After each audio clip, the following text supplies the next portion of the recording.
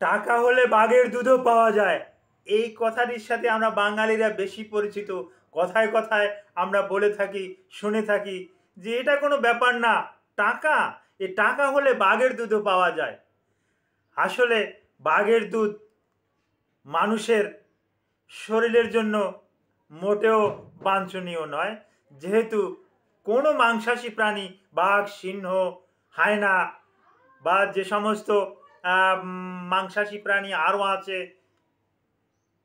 এদের দুধ মানুষের পক্ষে ভক্ষণ করা উচিত নয়। এতে মানুষের জটিল রোগে আক্রান্ত হয়ে তাৎক্ষণিকভাবেও মানুষ মারা যেতে পারে, এটা বিশেষজ্ঞরা এ দাবি করেছেন।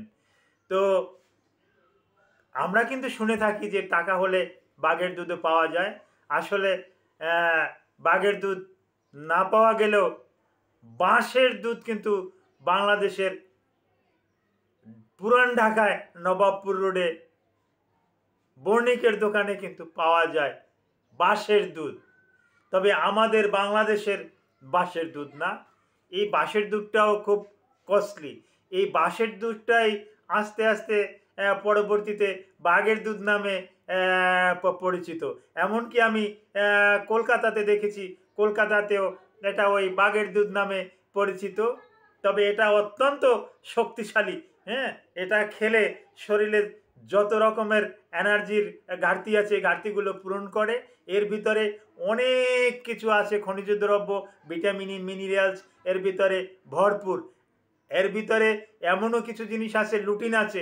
এই লুটিনটা বিশেষ করে গ্লুকোমা রোগীর জন্য, বিশেষ করে অপথ্যালমোলজিস্টরা কিন্তু যখন গ্লুকোমা স্যালেন্ডার করে যে এই গ্লুকোমার আর কোনো চিকিৎসা নাই, অ্যাসিটাজোলামাইড দিয়েছি, অ্যাসিটাজোলামাইড খাওয়ার পরেও যখন এই গ্লুকোমাটা সারছে না, তখন কিন্তু এটা কিন্তু ব্রেনের সাথে একটা সম্পৃক্ত, তখন কিন্তু এই বাঁশের দুধ কিন্তু ভালো একটা রেসপন্স পাওয়া যায়। আর বাংলাদেশে, সারা বাংলাদেশে একটা দোকানই আছে, পুরান ঢাকার নবাবপুর রোডে বণিকের দোকানে কিন্তু আছে। তো আর চিটাগাংয়েও নাই, সিলেটেও নাই, রাজশাহীতে নাই, বড় কোনো বিভাগীয় শহরে নাই, কিন্তু কলিকাতার বেশ কয়েকটা জায়গাতে পাওয়া যাবে। আর কলিকাতাতে পাওয়া যাবেই না কেন, ইন্ডিয়াতে কিন্তু এটার উৎপত্তি। বিশেষ করে ইন্ডিয়া, আমি ওই গাছগুলো আমি নিজের চোখে দেখছি। আমার এই ভিডিওটা আরও আগে বানানো উচিত ছিল।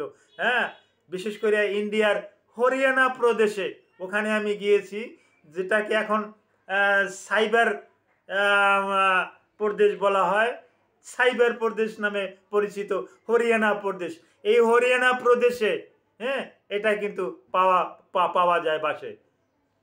তো অনেক আলোচনা করলাম। আসসালামু আলাইকুম রহমতুল্লাহি ওয়া বারাকাতুহু। আমি ডাক্তার মীর শহীদুল ইসলাম। আমার চেম্বার শুভেচ্ছা 255, ঐতিহ্যবাহী শেখগার সিলেট। একটু কষ্ট করে গুগলে ডাক্তার মীর শহীদুল ইসলাম লিখে সার্চ দিলে আমার ভিজিটিং কার্ড, মোবাইল নাম্বার সহ যাবতীয় তথ্যাদি আপনি পেয়ে যাবেন। জি দর্শক শ্রোতা, বাঁশের দুধ নিয়ে আলোচনা করতেছি।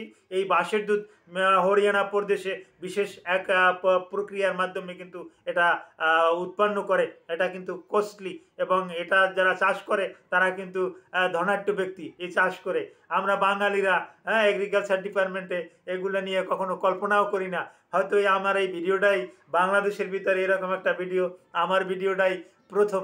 দ্বিতীয়, হয়তো এই বিষয় নিয়ে কেউ ভিডিওও করে নাই। হ্যাঁ, তা কীভাবে বাম্বোসা বাম্বোস, এটাকে বাম্বোসা বাম্বোস বলে, এই বাম্বোসা বাম্বোস সম্পর্কে জানবে কিভাবে? এগ্রিকালচার ডিপার্টমেন্টের উচিত এগুলো নিয়ে একটু ঘাটাঘাটি করা, তাহলে আমরাও অনেকটা উন্নত হতে পারি। বিশেষ করে চীনের কিন্তু এই বাম্বোসা বাম্বুস বা বাঁশের দুধ, এই বাঁশের দুধ রপ্তানি করে তারা কিন্তু কোটি কোটি ডলার বৈদেশিক মুদ্রা কিন্তু ইনকাম করে চীন। পাকিস্তানেও কিন্তু কম নাই, পাকিস্তানও আগাই আছে। আর যে হরিয়ানা প্রদেশের কথা বললাম, হরিয়ানা প্রদেশটা পাঞ্জাব এবং চীন এর মাঝখানে হরিয়ানা প্রদেশ, ওখানে কিন্তু এটা হয়। এটা কিভাবে হয়? বাঁশটা বিশেষ প্রজাতির একটা বাঁশ। এই বাঁশে সপ্তাহে 7 দিন পানি দিতে হবে। এভাবে 5 থেকে 6 বছর পানি দিতে হবে।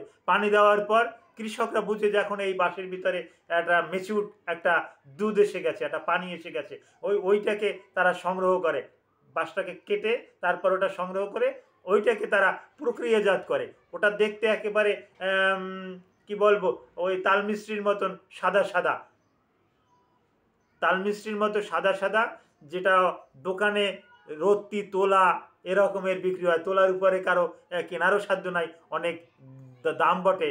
তো এটা বিশেষ করে যারা অস্টিওপ্রোসিস, যারা রিউমাটয়েড আর্থ্রাইটিস, গাউটে ভুগতেছেন, হ্যাঁ, যাদের অস্টিওপ্রোসিস আছে, গ্লুকোমা আছে, আলজাইমিরার ডিজঅর্ডার আছে, যাদের স্মরণ শক্তি একেবারেই নাই, তারা যদি বেশি না একটা সপ্তাহ খান তাহলে এই সমস্যা থেকে মুক্তি পেয়ে যাবেন।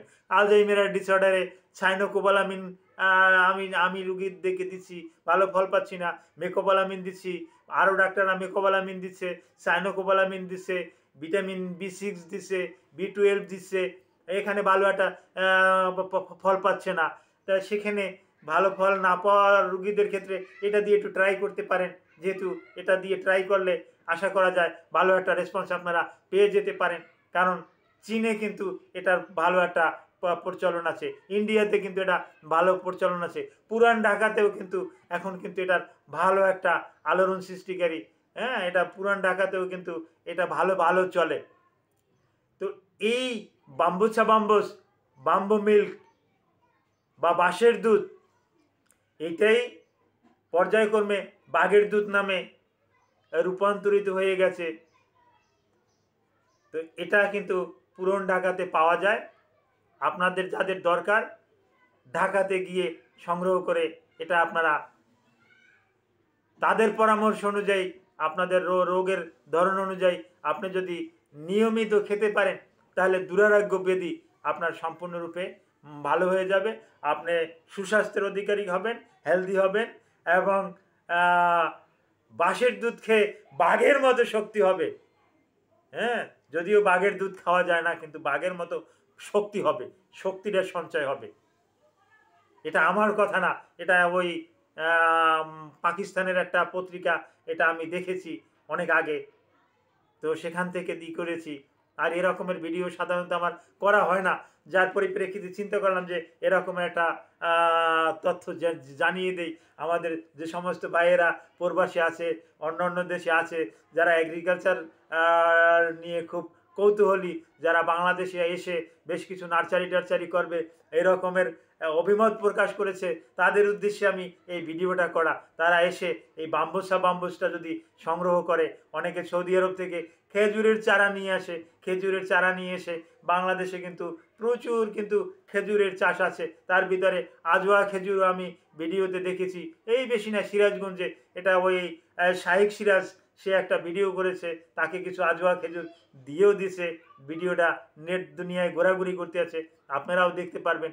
তো এই রকমের এই বাম্বুস বা বাঁশের মিল্ক, বাঁশের দুধ, এটাও আপনারা প্রবাস থেকে এসে আপনারা কিন্তু যদি এটা করেন, এগ্রিকালচার ডিপার্টমেন্টের সাথে আলাপ আলোচনা করে এটা যদি রোপণ করেন এবং পরিচর্যা করেন, তাহলে আপনি অত্যন্ত ধনী হয়ে যাবেন অল্প কয়েকদিনের মধ্যে। যদি একটা বাঁশ থেকে যদি বাঁশের দুধ সংগ্রহ করতে পারেন, তাহলে আপনার আর সারা জীবনে কোনো কাজ করতে হবে না, 14 গোষ্ঠী বসে বসে খেতে পারবে। কারণ এটা অত্যন্ত কস্টলি, আমি কলকাতাতে দেখছি অত্যন্ত কস্টলি।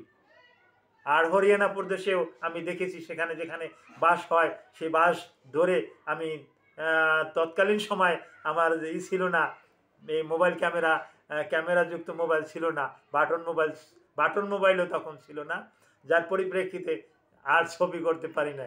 হ্যাঁ, বর্তমানে হলে আমি ছবি করে আপনাদেরকে দেখাতে পারতাম। আর চীনে এটা ব্যয়বহুল, মানে প্রচুর আছে।